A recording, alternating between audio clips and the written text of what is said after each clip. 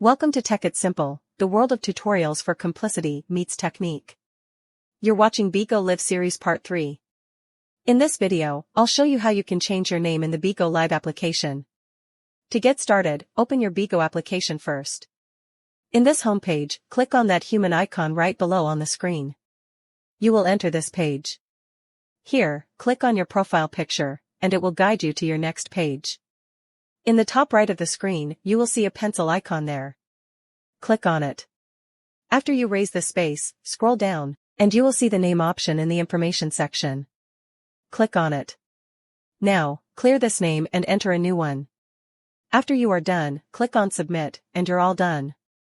So, this is how you change the name in the Bigo Live application. That's all for today's video. Thanks for watching till the end. If you found this video helpful, don't forget to like, share, and subscribe to the channel.